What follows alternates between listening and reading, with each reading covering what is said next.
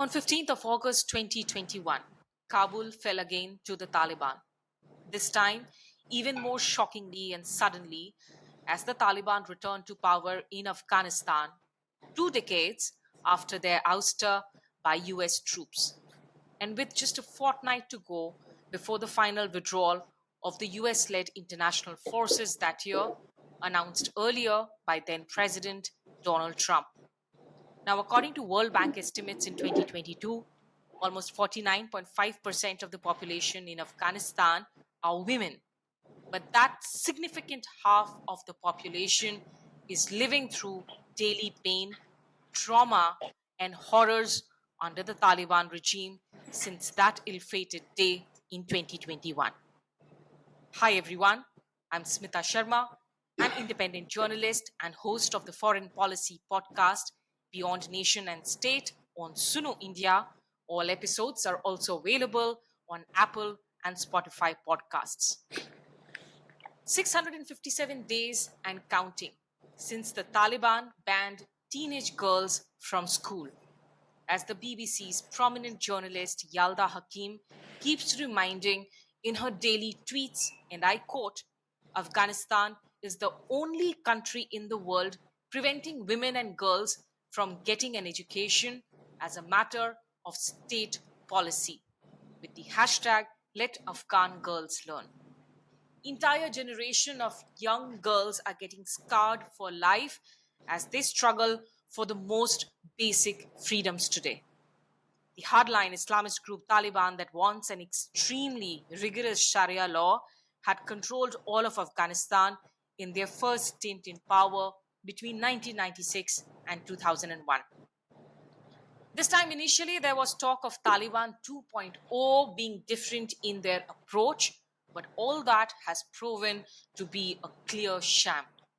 The Ministry of Vice and Virtue in the Taliban government continues to strangle the lives and rights of young girls, women, and minorities with daily new shackles. The Taliban, though, have not been recognized legally by countries including India. And on this episode of Beyond Nation and State, I am joined by a feisty Afghan woman, Shinkai Karokhail. She's a former member of Parliament for Kabul Province, a member of Afghan Women's Network and founder of Afghan Women's Educational Center and Afghanistan Cancer Foundation. She's currently uprooted from her homeland and forced to live in exile in Canada. Shinkaji, thank you so much for joining me on this podcast here on this episode. Thank you. Thank you for having me. I know it must be so difficult for you anytime somebody asks, how are you doing? That question must just be so difficult for you to answer. Well, actually, it's very difficult to talk like that, especially when you're forced to leave the country and you losing everything which you work hard in your entire life, and suddenly it's gone. And so it's difficult. So what we achieved so far for women of Afghanistan, we couldn't preserve that, and we suddenly lost. So that's not fair with women of Afghanistan. Of course, it's not very easy to accept the loss of Afghan women. If before I talk about the situation today and what is happening today, if I could rewind, go back a couple of years, decades in fact, because the Taliban, which supposedly, of course, which means students in Pashto language, when it emerged in the early 1990s, this was in northern Pakistan, following, of course, the withdrawal of the Soviet troops from Afghanistan. What were the sentiments those days in Afghan society? What are your memories of the Taliban from then? Well, actually, in reality, it's all political and intelligence game going on in our region, unfortunately, against Afghanistan. After the collapse of or withdrawal of Soviet Union of that time from Afghanistan, definitely all those groups which were trained, equipped, and came and they fight against Russia. And they start to fight among each other inside Afghanistan. Because I'm also from Kabul Province, many people were killed during this internal war among those groups. So Pakistan very cleverly organized another peaceful group by the name of Taliban, how to replace those who were fighting inside Kabul. Kabul casualty was almost 100,000 people, beside all these buildings or infrastructure which we lost during that war. So people in the beginning were happy, at least there should be one group to bring peace and stability, political stability inside Afghanistan, especially inside Kabul. So Taliban were that exactly was that group. What people were happy in the beginning, because how to get rid of all this war and conflict among multi-group, they were fighting against each other. In the beginning, were people happy, but suddenly when they start to take over and start to run their own government, then we realize that we lost in another way. People lost everything, all the freedom, work, especially women. Women even were not allowed to come out of their house with unveiled face, but they have to cover or wear burqa to be totally covered, and all the schools were closed, and of course no woman on the street could be on the street even for very essential work like going to the doctor without male company. So it was like another way of that the people of Afghanistan have to suffer, especially Kabul. Ma'am, can I request you to just shift slightly to your left so that you're in the center? Yeah, and your frame is shaking when you're talking. Yeah, this is all right. Okay, let me. Okay. Yeah. So, Shinkai ji, before, of course, the Taliban erupted and came into existence, which part of Afghanistan were you growing up? As a child, what are your memories from those days of what your life was like then, before the Taliban came into existence? Well, I'm from Kabul Province. We had a wonderful life. It was a very peaceful Afghanistan, very democratic country. We're Muslim, but we were not extremists. And of course, still we are not extremists, exceptionally those who were trained in Pakistani madrasas. We are generally like a normal Muslim, like other Muslim country. Women had a freedom. Women could make a choice. Women could be the minister. Women could be the people's representative, teacher, lawyer, and in a military. In every field, she could make a choice, and there was no barrier for women of Afghanistan. Definitely, we were not a rich country that everybody's life should be very like a ideal life, but still, I think we had a very normal life, and we really enjoyed the life which we had in Afghanistan. And there was no ethnic issue in Afghanistan, no class issue in Afghanistan. I think it was a wonderful country and wonderful people. So, where did you get your education from in the 70s, in the 80s? Could you, as a woman in Afghanistan, you could walk over on the streets, go out without a male companion? Just tell our viewers a little bit about of those days. I remember when I was a very young girl. Of course, I was a child. I remember girls like people, some guests of which they came to visit us. Like they were leaving our house in the middle of the night, some parties, some event, and they took a taxi to go back home like a midnight. So there wasn't any issue, especially security was wonderful. So there wasn't an issue of security, of movement for women. So no, it was a very civilized and very normal life we experienced. What about college and university where you were going to get your education? Absolutely. I think even like a woman went to go to college or university before my birth even. We had a first woman a minister 57 years back, the first woman as a minister of public health. Or even like 57 years back, also when we had we name it Democracy Decade, a woman from Kandahar, even from the Haibatullah's tribe, which is currently he's the leader of Taliban, from the same tribe, Kubra Nurzai. She was a minister from his tribe, and also a woman represent Kandahar and the parliament as well. So imagine more than half of the century, women were representative from Kandahar. So I think Hmm. we had a wonderful life, and no extremism, no this cultural issue which Taliban try to use that. No, Afghan woman absolutely has the right to make a choice for herself. What subject did you study in college, in university? And did you know from an early age that you wanted to come into the political life, into public life? Was that something that your family was on board with? But actually, I studied medical college. Unfortunately, during this Russian presence in Afghanistan, then I left the country and returned back. Then again went to the university and then studied political science.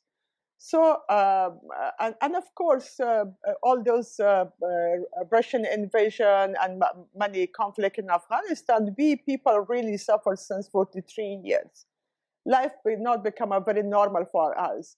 Sometimes you're doing Hmm. something else, but suddenly something else happening. Imagine we had a 20 years of we experienced Islamic Republic government, but suddenly we lost everything, and now women cannot go to even to grade 7 of school. It's absolutely Hmm. something happening which unexpected. I don't know what's going on with the people of Afghanistan, that they have to suffer and they don't deserve a very normal and peaceful life.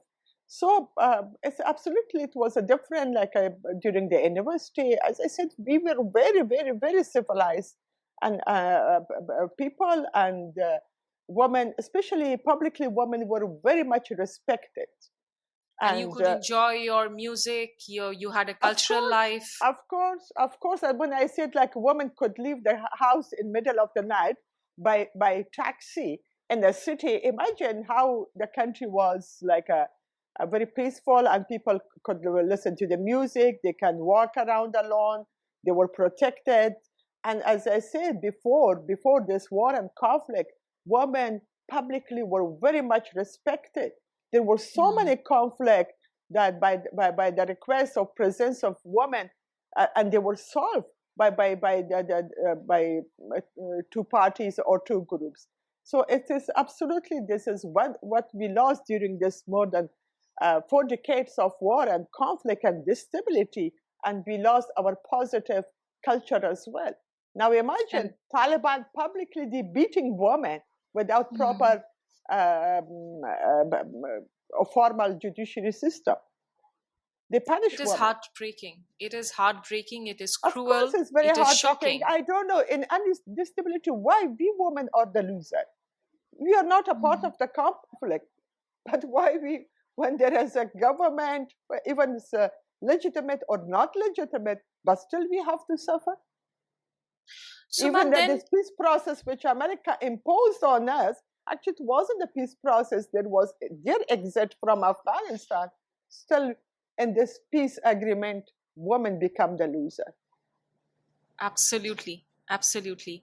And we are going to talk a little bit more about that. But now coming to the phase of the first government of the Taliban, 1996 to 2001.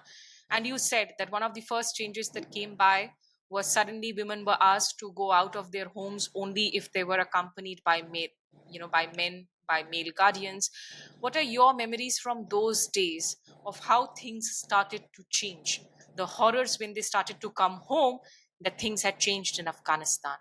Well, definitely it was the worst experience women went through. I remember when I was in Kabul to visit my husband, and me and my children were there. And I had to go buy to do the grocery or buy like a grocery shopping. My 18 months old male child accompanied me and wearing the burqa to go. It's very heartbreaking, because you as a uh, because of your gender, you are like deprived. You have to be controlled. You have to be neglected. It's not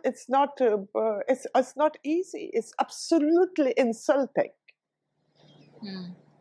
I mean, you were an independent, educated woman who had seen such a lovely society where women were respected, and suddenly things started to fall, started to change.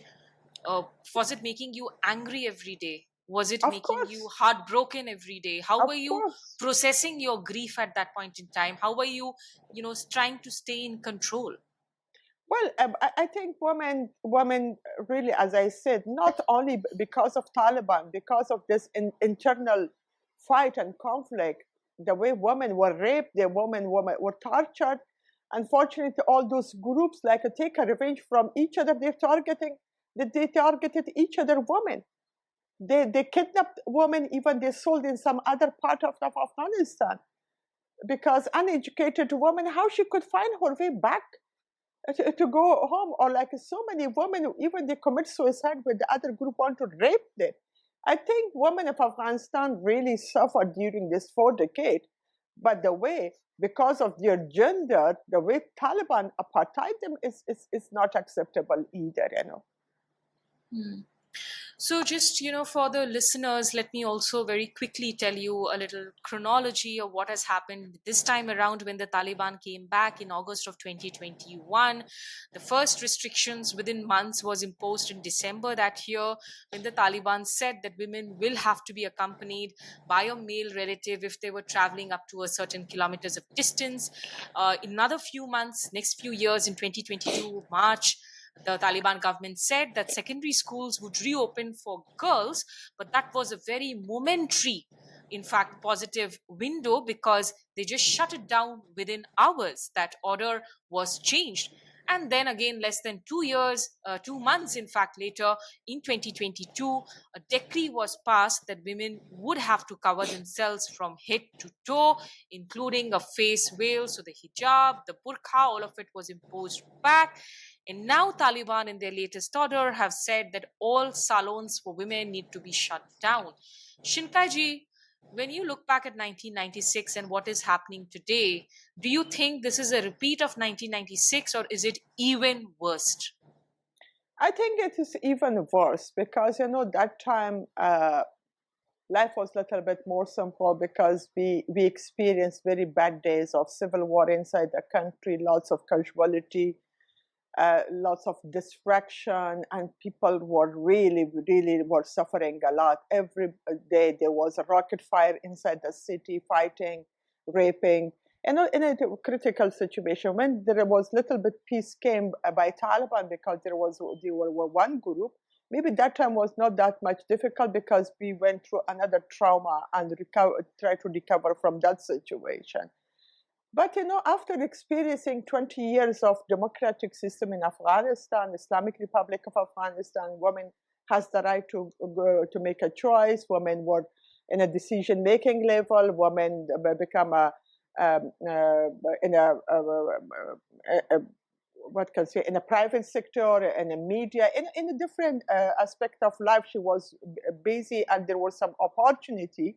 Now today is like the age of social media, technology, internet, and you can reach the world in a second.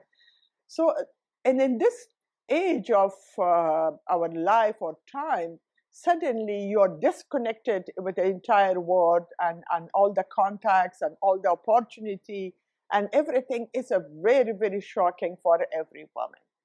That's why women suffer the more because as much you get more awareness about your rights and about the opportunity and you're losing those, of course it will affect you more than to come out of this like war and instability. So I think this time is the worst. And the way Taliban and a previous government, they were not arresting women, but this time even they like a unlaw for like arrest they arrest women and put them in a prison and torture and beat them. Even like women complained they were badly beaten in their private area of their body, which is um, it's not acceptable. It's a terrible. And know how you can arrest a woman and how you can keep a woman the way they shouldn't. Even like a woman complained in the winter, there were no blanket, there were no pillow, there were no mattress.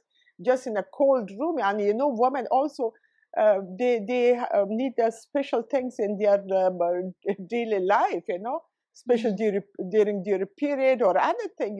They they're like a needs is different from a man. Imagine what they experienced and how they were vulnerable when they were like a few men entered and just everybody start to beat. I think this is maybe, I don't know, I cannot explain this. It's very shocking, it's terrible, and it's not acceptable. I think we cannot even imagine, there are so many freedoms that we just take for granted on a daily basis. And then to talk about these horrors, Yeah, you cannot because even even find like the in the right previous words to government, express them. we have the system, we had the police, we had the prosecutor office, we had a different court where people had the right to have a defense lawyer for their cases. Even those who were not in a position to pay, even the system were like hiring a lawyer for them to carry forward their cases. But now nobody has the right even to defend themselves. Just unprofessional people can decide about your punishment, and you could be publicly even stoned. Um, uh, that's maybe it's very easy to say, but it's very difficult to tolerate and to see and to watch. Or they are punishing women or men inside the sports area, the sports field or stadium. Ma'am, from passing on these constant decrees against women, from beating them, raping them, as you've been talking about, Islam doesn't teach this. Islam doesn't preach this. Where does this hatred come from? Why does the Taliban hate women and minorities so much? Well, actually, I don't think they are representing Islam. One thing. Secondly, they are not representing Pashtun either. Because Pashtun and Pashtunwali, especially Pashtunwali, they are values that make you very much different and more responsible, how to behave very responsibly inside the society. One of the Pashtunwali, how to respect a woman. So Taliban, they are not representing our religion and not our Pashtunwali and Pashtun ethnicity either. So all those, the type of awareness or training or education they got in the political madrasa of Pakistan, that's just the outcome or product of Pakistan. This is not the true Islam. Because even the one of Islam Khalifa Umar, which was very famous, and that time I think was the second or third Khalifa after Prophet Muhammad, peace be upon him, he appointed a woman as a mayor of the Medina city. So if that time woman could be the mayor of the city of Medina, and also a controller of market was a woman in Mecca. So imagine that was the true Islam. That could be the role model of Islam. Not to that, like the current Taliban leader ban girl from grade 7 of a school. So, let me explain like this, that in my understanding, the few people who are the decision maker in Kandahar, they are from that, they have such a background. They should think like that, they should work like that. When they came in power, definitely they will implement their mentality and understanding from Islam. Second thing is the way they were educated by Pakistani political madrasa. I do not trust those madrasa. I do not trust their curriculum, their books, their whatever they taught about Islam, because this is not the true Islam. You can see, I see even in Pakistan, Benazir Bhutto, a Muslim woman, she was the prime minister of a Muslim country. So which kind of Islam they implement other side of the Duran land, but this side of the Duran land, 6-year-old child shouldn't go to school. But how Benazir Bhutto could accept that as a woman leader that and officially recognized Taliban of that time, and how she feel irresponsible or not responsible to request them that allow the girls' school, then we will officially recognize. Or like Imran Khan said, that finally we reached to the type of government we wanted in Afghanistan.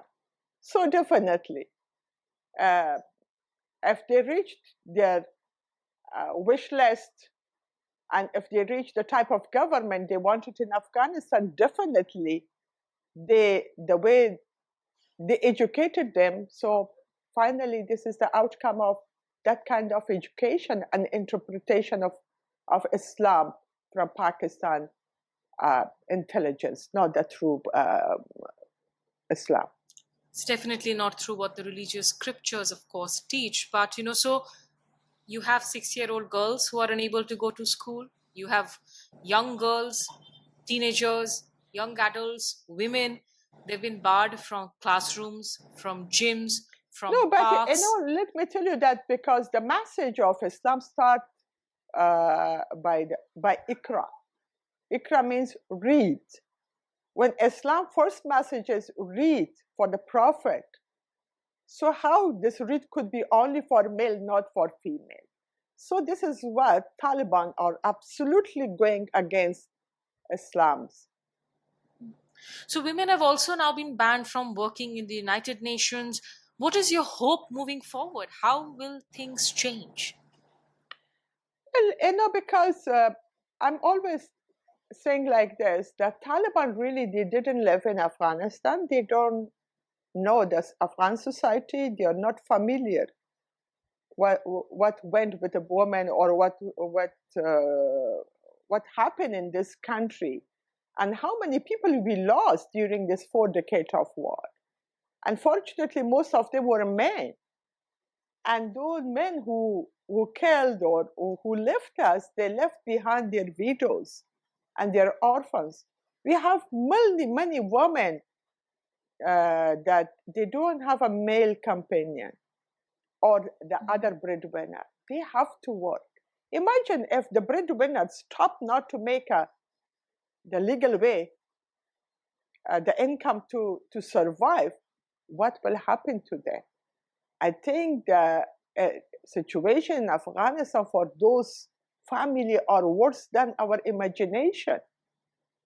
They're in a critical situation. They sold their kidney, first their household, secondly their kidney, and even a woman took a child of 3 years and 4 years, and the market said this is for sale. Maybe it's very easy to hear, but it's so difficult to see. A mother is selling a child just to feed the rest of the family. And when the woman were asked why you are selling your child, she said that first I want my child to survive and have a 3-time meal. So it's better for him or her to go to another house to have a meal. Secondly, with that money, I will save the rest of my family. Is this the choice the people of Afghanistan should have?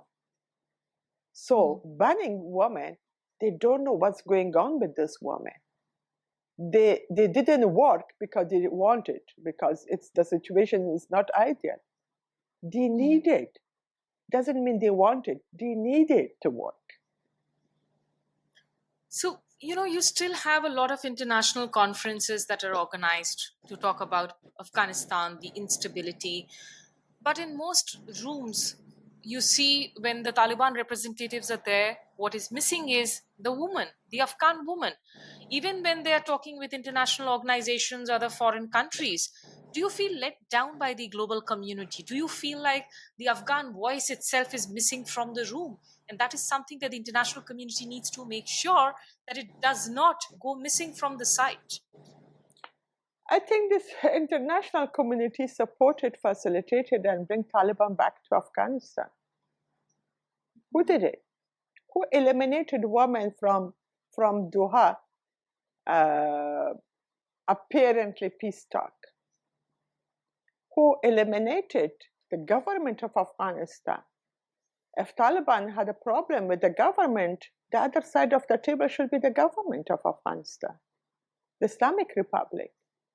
And what about the people of Afghanistan? We had our delegation. Do they have the chance and time to talk to Taliban?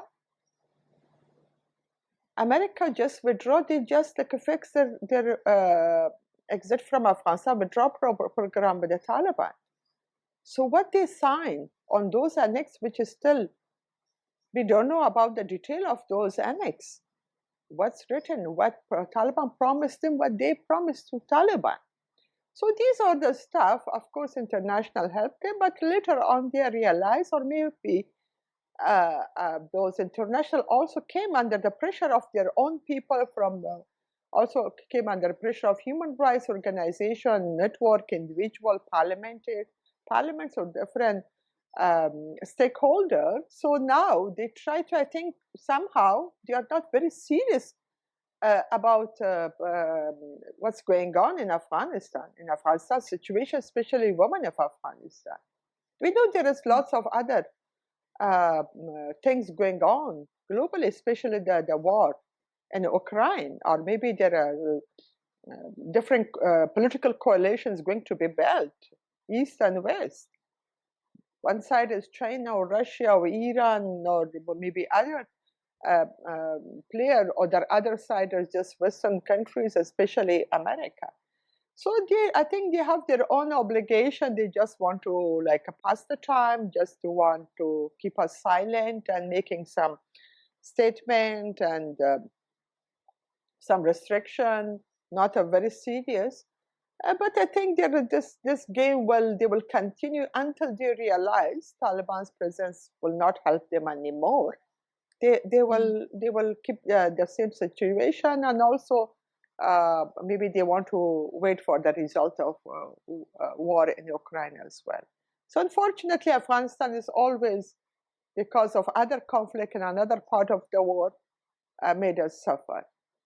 One time, what was a conflict in Iraq, and this time in Ukraine. So always the war give less importance or attention to Afghanistan. And I'm sure one day they will realize the consequences of this kind of less attention, and they will pay the price once more.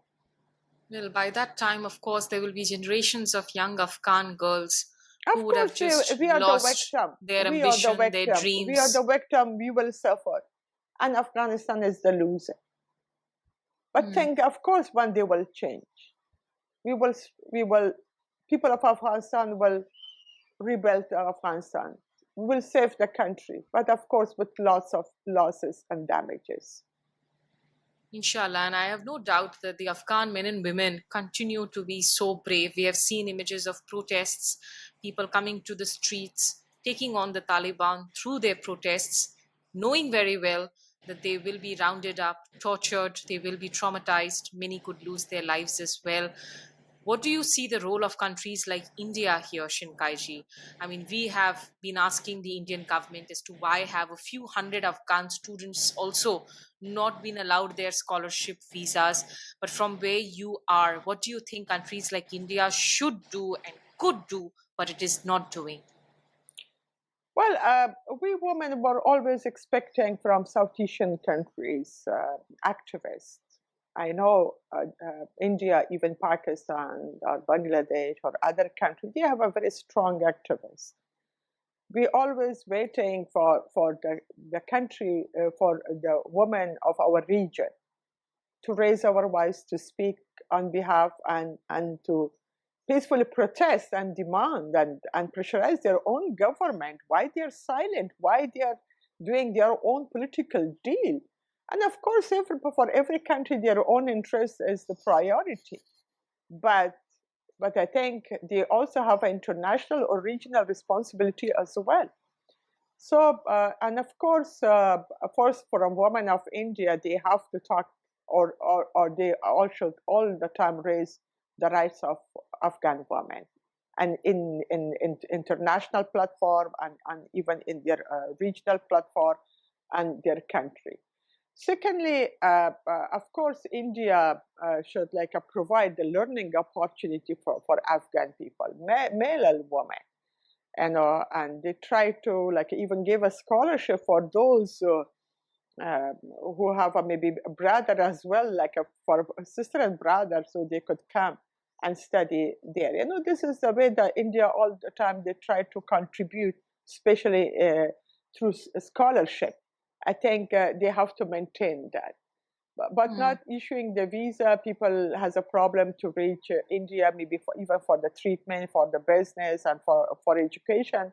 And I think India should reconsider of their consulate office in Afghanistan and open this opportunity door for Afghan young generation. That's very much important and essential thing. The second thing which the Indian government could help is to help us with in this humanitarian crisis. People are really suffering. They don't have enough meal to survive. I think India were all the time generous. Hopefully they continue to support humanitarian aid in Afghanistan. And also before India were helping in development. So I think by making partnership with NGOs or non-governmental organization to do some development work in Afghanistan like previous time, so at least people could have some income to live with and also to do some work. So of course lots of expectation, and one thing India has a very good international status, and I think Indians prime minister words will be very important for many countries if they could all the time talk about girls' education and women's rights issue. That's our expectation. It's not only that will help us, but definitely it will help India as well. So that's why I'm saying that Afghanistan's situation not will harm or damage Afghanistan. I think the negative consequence will reach the regional country sooner or later. So by supporting Afghanistan or Afghan women and girls, I think actually those countries will help themselves indirectly. Absolutely. The Europeans, of course, at the moment are mired with their entire focus on the Ukrainian war. The Americans have their own domestic issues to look after. It almost looks like most of them are not paying the attention that they need to, that they desperately need to pay to Well, but I Afghanistan. think I know that the part of this Doha agreement, there is lots of doubt and confusion. So that's why we don't know what was the real document was signed and approved by both parties in Doha. So maybe they are the part of that agreement. So as I said, America will not do anything until the Taliban won't be anymore useful for the benefit or interest of America. Then they will make a decision. The economy has completely imploded, as you mentioned, that young girls are being sold off so that families can buy bread for the remaining children. There are no jobs. There is no access to other essentials. The reports that we hear about the situation of women, of minorities coming in from Afghanistan, would you say, Shinkai, that it is only a small percentage of what is actually happening on the ground? Well, of course, Taliban is not running the very legitimate government. Secondly, they don't know the modern governance and their responsibility. Because no, the person, Mullah Hassan, also called the prime minister, he said, well, we didn't promise any people about the food or to improve the economy. Well, just ask your God to give you that, So we shouldn't, because, unfortunately, Pakistan always tried to, all those, in this 40 years, what they trained and equipped and armed and sent to Afghanistan to fight whatever was the government, they just teach them how to fight and how to destroy it, but not how to build and how to protect. This is what, fighting against Russian invasion, we destroyed 50% of our school building Imagine, is that the real jihad to destroy your country? Well, definitely, it was the interest of the cross-border intelligence. They know how to misuse the innocent people of Afghanistan and how to misinterpret the jihad and fight and struggle. And also, this is unfortunately this religion. You become a very security political tool for intelligence of the region and used against the country. And also that's why I say that there was a woman prime minister, but this side child cannot go Mm. to school. This kind of stuff. At the moment, around 9 million men and women, the majority of women or children, they are close to famine stage. That's Mm. a terrible. That will be very, very dangerous. So that's why humanitarian aid is very much important to at least to save those 9 million from famine. Ma'am, just in conclusion, I want you to tell us, when you are uprooted from your homeland, when you have to pack your life in a suitcase and leave overnight to live in a foreign country, in asylum, as a refugee, how has it been for you? How do you really define living life as you are today? Well, it was a suitcase. It was just like a one handbag to leave everything. Your friends, your colleague, your neighbors, your people, your family. It's not easy, at that age. Just leave the country with one small handbag to carry your medicine and some document. So of course it's very heartbroken, and I think still I'm in shock. I cannot come out of this trauma which we all went through, because for me as a woman, as a woman right activist, in my entire life just work for women, and why I could not preserve all those achievements, that hurt me more. And also why the world was so dishonest and that much brutal to us. Anyway, it's not very